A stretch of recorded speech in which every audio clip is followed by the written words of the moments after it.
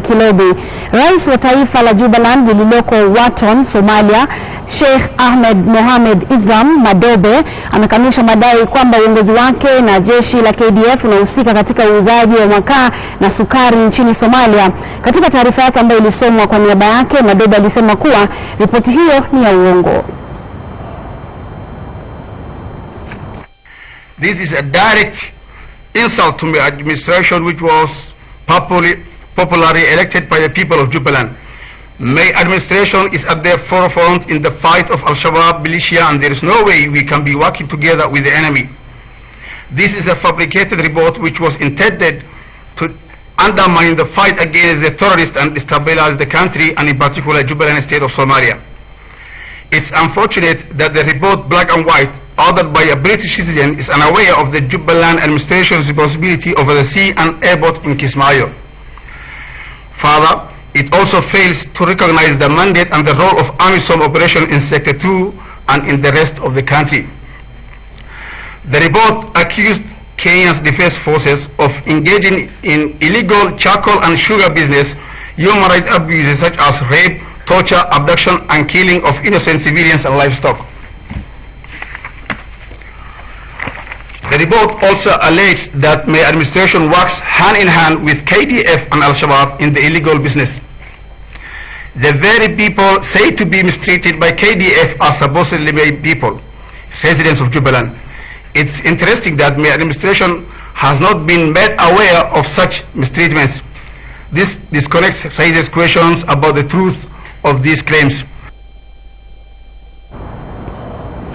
Na mtazamaji, Marekani inataka uchunguzi wa kina ufanyike kuhusiana na madai kuwa jeshi la Kenya ambalo liko Somalia kukabiliana na wapiganaji wa Al-Shabaab linashiriki biashara ya magendo ya uuzaji wa sukari na makaa katika bandari ya Kismayu nchini humo. Balozi wa Marekani nchini Robert Godek anasema kuwa swala hili linafaa kuangaziwa kwa makini. Haya yanajiri huku Kenya ikipuuzilia mbali ripoti ambayo ilihusisha na biashara hiyo haramu. Anything with respect to KDF, any allegations, those are the responsibility of the Kenyan authorities, the Ethics and Anti-Corruption Commission, executives in the government leaders, KDF itself. Those are the responsible authorities for investigating such allegations and making a determination about whether or not there's any merit to them.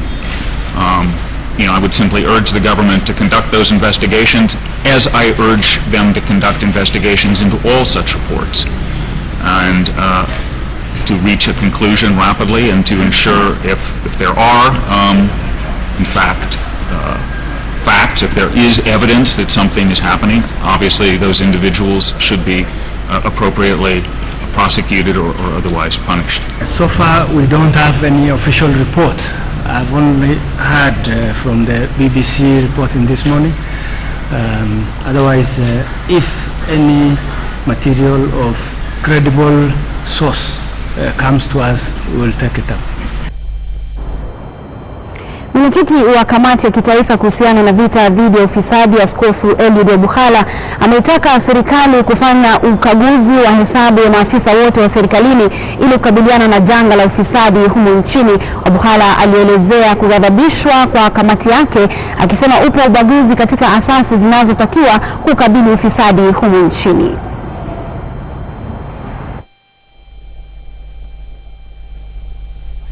The fight, therefore, cannot be left to the anti-corruption agencies alone. The three arms of the government, namely the executive, the legislature, and the judiciary, must play their respective roles.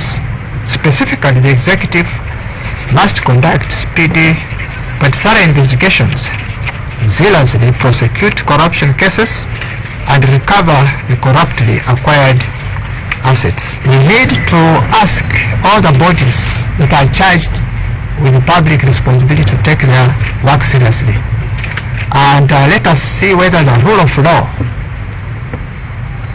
is well respected, so that everything that we do is done according to the law that we have laid up for our country. If by law any of those officers is implicated, then the law must take its course without fear or favor.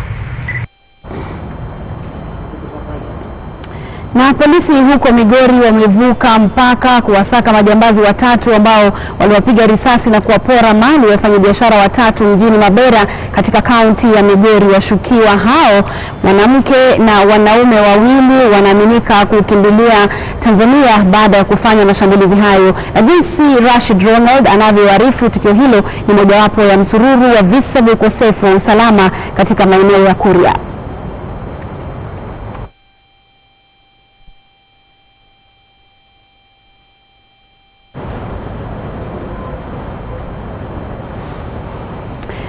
Zaidi ya familia 300 zimekimbia Tana River baada ya nyumba zao kusombwa na maji katika eneo la Bakuyu katika kaunti ya Tana River. Hali hiyo ilisababishwa na mvua kubwa ambayo inazidi kunyesha katika maeneo tofauti humu nchini. Mwanahabari wetu Hamza Yusuf alizungumza na baadhi yao, akiwemo mwanamke mmoja ambaye alipoteza mtoto kwenye mafuriko ya mwaka 1997. Mtazamaji, naarifiwa kwamba taarifa hiyo vile vile haiko tayari, na basi nitakomea hapo kwa taarifa za Mbiu ya KTN. Mtazamaji, ungana nami kwenye KTN News tuendelee na taarifa za leo mashinani.